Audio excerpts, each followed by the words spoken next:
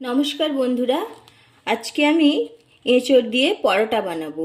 এঁচোড়ের মোগলাই পরোটা। তার জন্য একটা এঁচোড় নিয়েছি, এইভাবে খোসা ছাড়িয়ে ভালোভাবে ধুয়ে নিয়েছি। এগুলো সিদ্ধ করে নিচ্ছি। প্রেসার কুকারে দিয়ে দিয়েছি, দিচ্ছি লবণ, হলুদ, ঢাকনাটা বন্ধ করে দিচ্ছি। এঁচোড় সিদ্ধ হয়ে গেছে, একটা গ্রেডারের সাহায্যে গ্রেড করে নিচ্ছি। আপনারা ম্যাশার দিয়েও ম্যাশ করে নিতে পারেন, কিংবা হাতে করেও ম্যাশ করতে পারেন। একটা কড়াইতে তেল বসিয়ে দিয়েছি, দিয়ে দিচ্ছি লবঙ্গ, দারুচিনি, এলাচ, আর দিচ্ছি তেজপাতা, শুকনো লঙ্কা, কিছুটা জিরা। ফোড়নটা ভাজা হয়ে গেছে, দিয়ে দিচ্ছি টমেটো। একটু লবণ দিয়ে দিচ্ছি, লবণ দিলে টমেটোগুলো নরম হয়ে যাবে তাড়াতাড়ি। টমেটোটা নরম হয়ে গেছে, 1 চামচ আদা রসুন বাটা দিয়ে দিচ্ছি। আর একটু ভেজে নিচ্ছি, আদা রসুনের কাঁচা গন্ধটা যাওয়া পর্যন্ত। 1 চামচ চিনি, হলুদ গুঁড়ো 1 চামচ, লঙ্কার গুঁড়ো, কাশ্মীরি লঙ্কার গুঁড়ো, জল দিয়ে ভালোভাবে কষিয়ে নিচ্ছি। মশলাটা কষানো হয়ে গেছে, মশলা থেকে তেল বেরিয়ে গেছে। আরও একটু জল দিয়ে দিচ্ছি।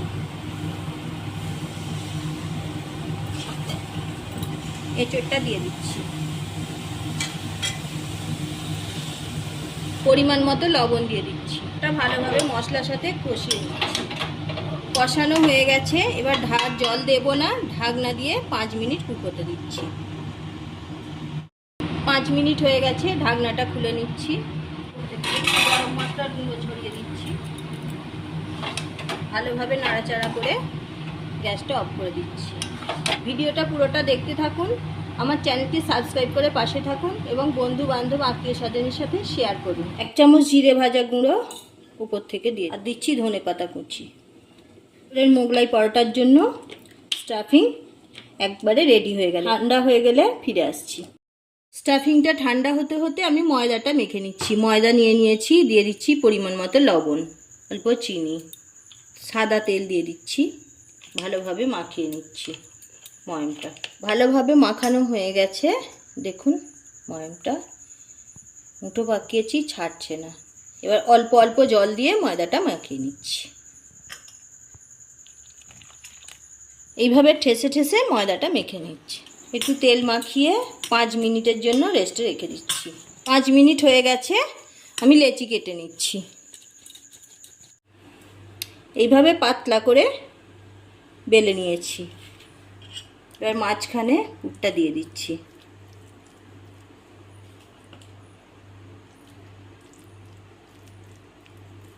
এভাবে ছড়িয়ে দেব।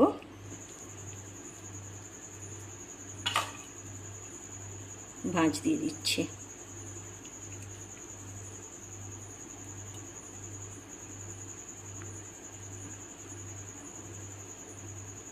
একটু চেপে চেপে জুড়ে দিচ্ছি।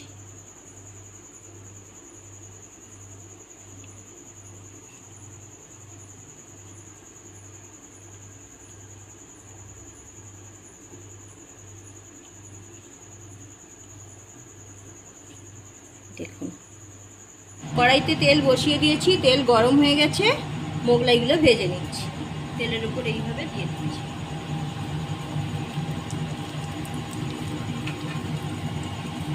গ্যাসের ফ্লেমটা মিডিয়ামে দিয়ে ভাজছি।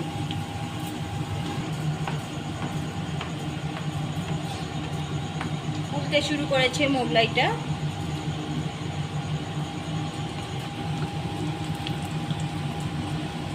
কত সুন্দর ফুলছে। রেসিপিটা যদি ভালো লেগে থাকে লাইক শেয়ার করবেন, কমেন্ট করে জানাবেন কেমন লাগবে।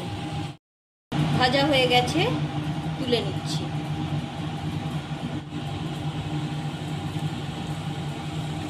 এইভাবে সবগুলো পরোটা ভেজে নিচ্ছি।